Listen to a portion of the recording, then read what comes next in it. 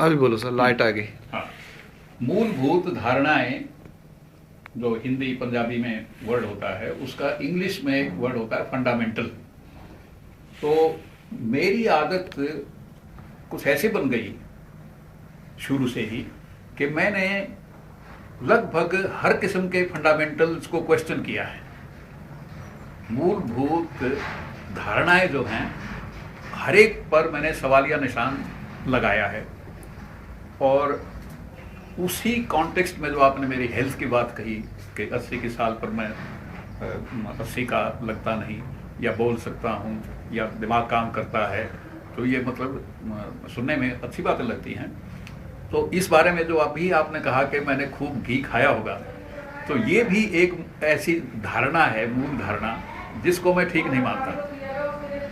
क्योंकि जिस वक्त में मैं पैदा हुआ था 1932 में, उस वक्त हमारे पास, जैसे आज भी इस देश में या बहुत सारे दुनिया के देश हैं इसमें गरीबी का लेवल बहुत नीचे है, तो जिनके पास सूखी रोटी भी खाने को आसानी से ना मिले, उनके लिए घी खाने के लिए यानी सुविधा नहीं थी, मुश्किल रहेगी। इसका मतलब है कि मेरी हेल्थ का कारण घी खाना नहीं है, सूखी रोटी खाना है, बल्कि सूखी रोटी खाना है। क्योंकि घी जो है वो आदमी में एक तो मोटापा ला देता है, और उसका एक्सेस अगर किया जाए तो वो मोटापा वगैरह और बीमारियां ला देता है। उससे लॉन्गेविटी नहीं बढ़ती। इसका मतलब है, जिसको हम रेगुलरिटी कहते हैं या बैलेंस कहते हैं, बैलेंस्ड डाइट का होना ज़्यादा इम्पॉर्टेंट है बजाय इसके कि घी दूध वगैरह ज़्यादा खाना। तो एक बंद करो।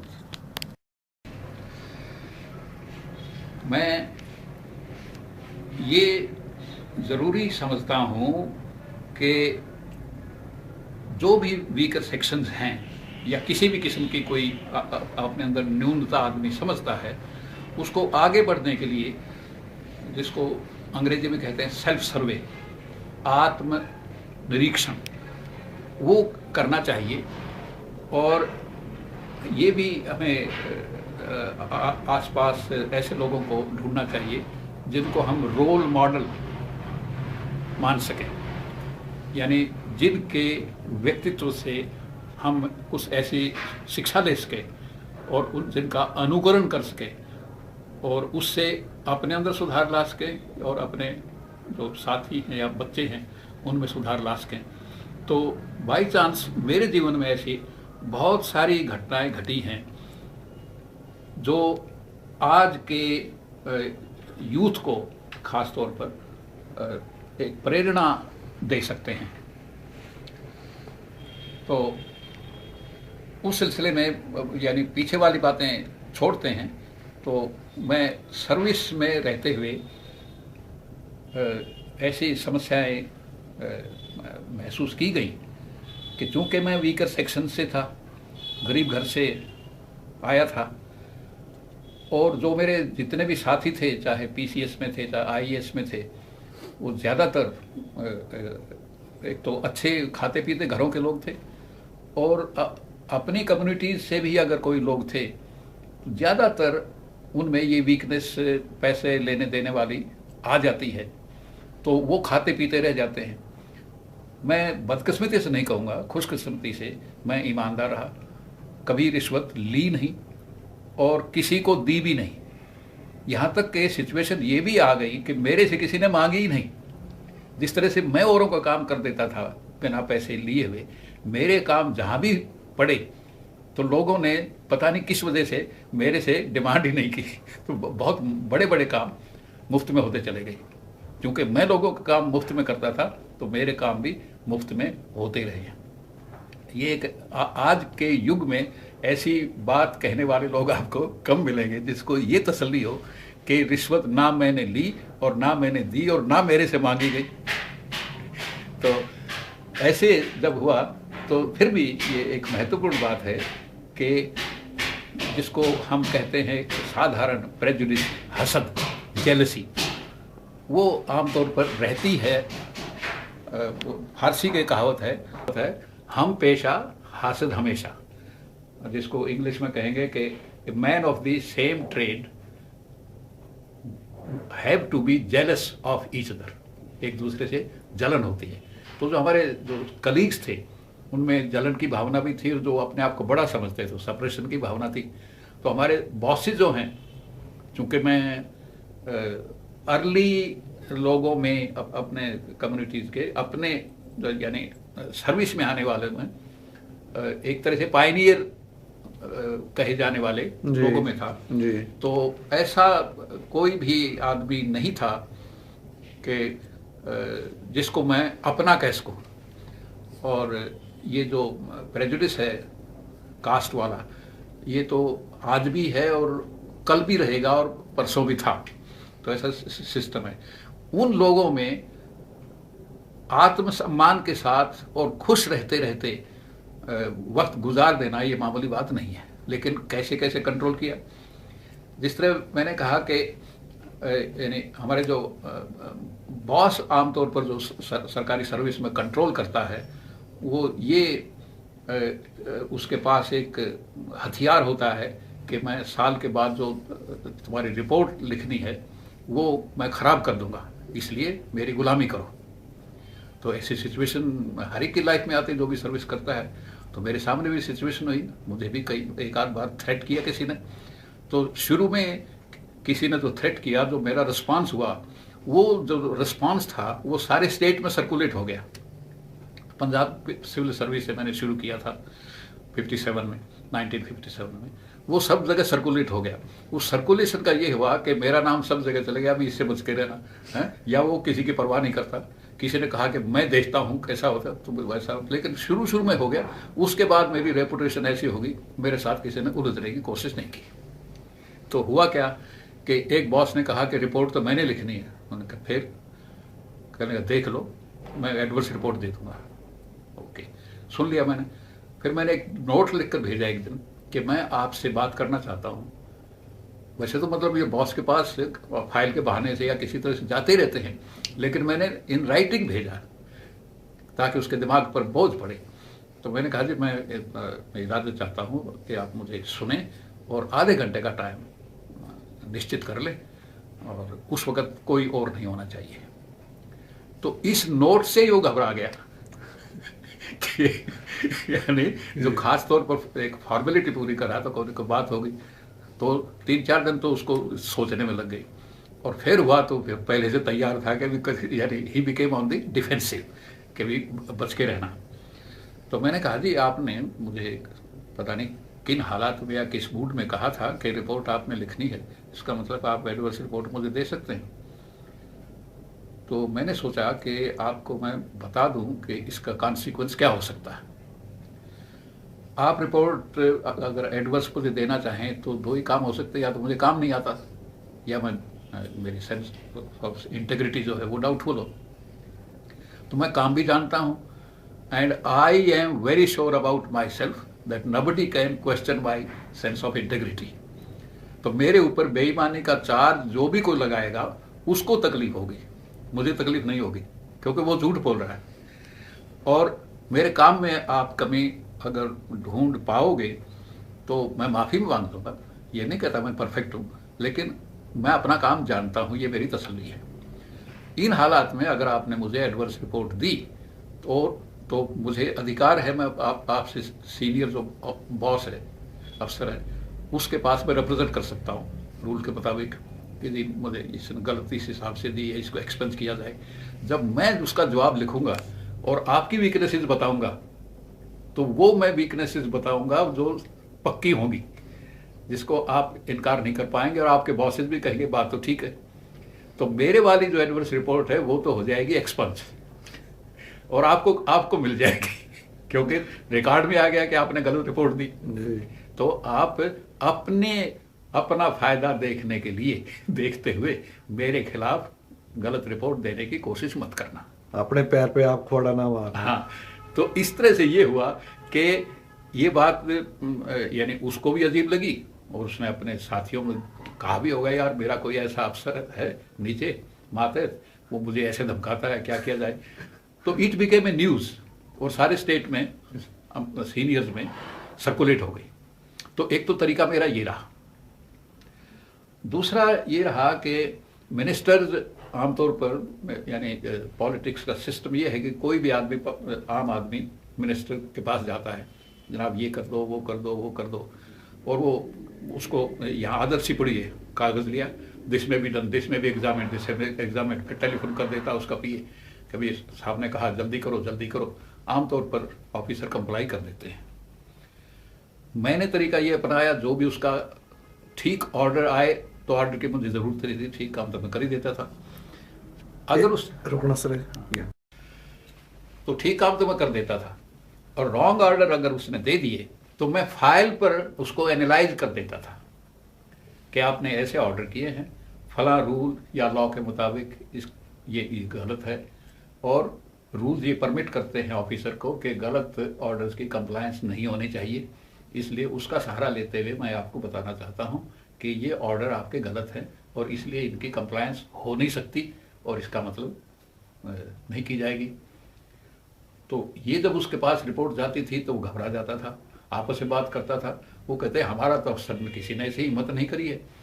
तो एक बार ऐसा हुआ, मैं था किसी बोर्ड का चीफ, तो उसने, मिनिस्टर ने अपना सेक्रेटरी टू गवर्नमेंट, उसका जो हेड होता है डिपार्टमेंट का, उसको बुलाया, कहने लगा भी इसको धनी को धमकाना है कुछ, उसको बुलाओ। कहने लगा अपने कमरे में बुला लो, मैं भी आ जाऊँगा, वो मेरा भी हुक्म नहीं मानता, आपका भी नहीं मानता, तो ठीक है।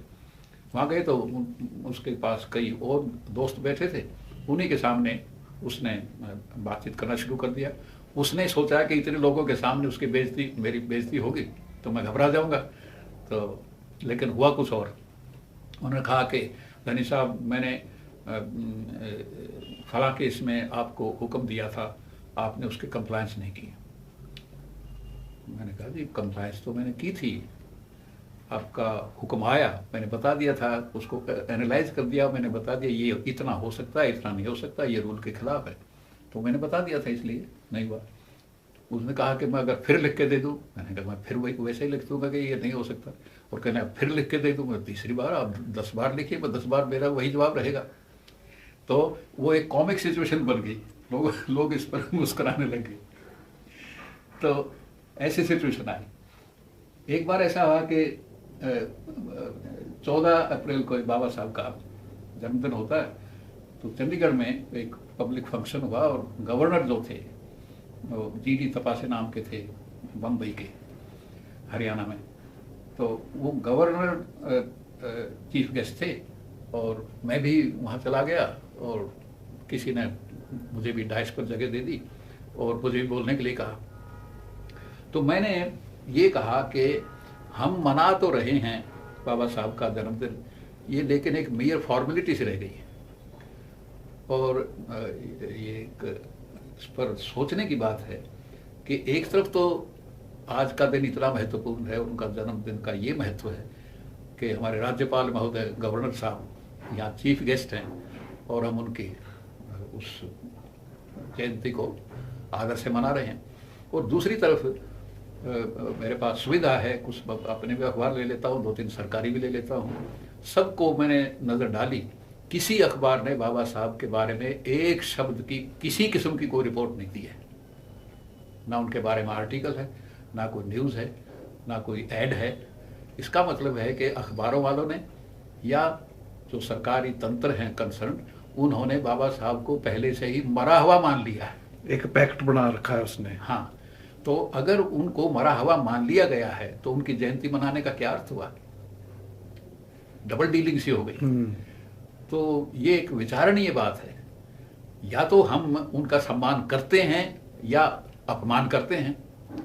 तो अखबारों में अगर कुछ भी नहीं है तो इसका मतलब अपमान है, और अखबार वाले कर रहे हैं तो फिर बाकी कौन रह गया? वो सारे यानी समाज को रिप्रेजेंट करते हैं। तो ये बात जो मैंने कही, तो उन गवर्नर साहब के ऊपर इसका कुछ से ऐसा प्रभाव पड़ा, उनको याद आता रहा। तो मेरे पास मैसेज आया कि जी गवर्नर साहब ने याद किया आपको। मैं चला गया, उन्होंने कहा भी आपने जो बातें कही वो मेरे दिमाग में घूमती रही, और आपके पास हिम्मत भी है और तर्क है, बड़ा अच्छा है, आप मिलते रहा करो। मैंने कहा साहब मैं अकेला तो वैसे आदमी हूँ और मेरी कोई अपनी ताकत नहीं है, आपसे मैंने मिलना शुरू कर दिया तो रूल्स के मुताबिक मैं आपसे मिल ही नहीं सकता। मिलूँ तो रूल्स रिक्वायर करते हैं कि गवर्नर से आप मिले ही क्यों, मेरे जवाब तलबी की जाएगी। फिर ये रिक्वायरमेंट है कि गवर्नर ने बुला भी लिया तो वो रूल कहते हैं कि आप बताओ आपको बुलाया, इस वजह से बुलाया, क्या सवाल किया, क्या जवाब दिया। ऐसी रिपोर्ट मुझे अपने बॉस को सबमिट करनी पड़ती है और फिर उसकी छानबीन होगी, कितना मैंने गलत कहा, कितना ठीक कहा, और उसमें मेरा कसूर सिद्ध हो जाएगा तो मेरी नौकरी खत्म हो जाएगी। इसलिए ये हुक्म मुझे मत दो। उन्होंने कहा कि नहीं, आप आइए और रिपोर्ट देने की कोई ज़रूरत नहीं है, क्योंकि ना तो आप मेरे से सरकारी प्रॉब्लम डिस्कस करेंगे। रुक जाओ सर। हाँ, तो मिनिस्टर को मैंने बताया कि आपने जो हुक्म दिया उसका मैंने एनालाइज करके भेज दिया था कि इस वजह से नहीं हो सकता। उन्होंने कहा कि मैं फिर अगर हुक्म दूँ, मैंने कहा फिर वही लिख दूंगा, और फिर दूँ, मैंने कहा 10 बार लिखिए, मैं 10 बार दे दूंगा, क्योंकि मुझे सरकार की इंस्ट्रक्शंस ये हैं और सबको हैं कि गलत ऑर्डर की कंप्लायंस नहीं करना। तो आप गलत ऑर्डर दोगे तो ये होता रहेगा, आप ठीक ऑर्डर दीजिए, उसकी कंप्लायंस हो जाएगी। ये उसके कमरे में एक कोई और एमएलए था, उसका नाम था योगेश शर्मा।